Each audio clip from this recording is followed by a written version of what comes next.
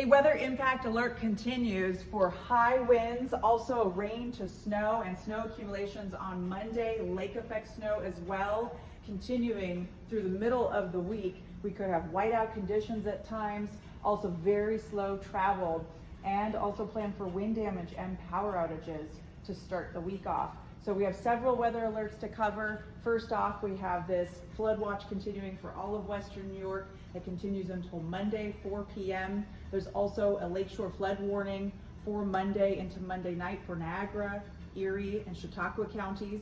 And there's also a high wind warning in effect for much of Western New York to include Buffalo into Niagara Falls. Starts early Monday morning, 4 a.m. and lasts through Monday night. Winds gusting 60 to even 70 miles per hour.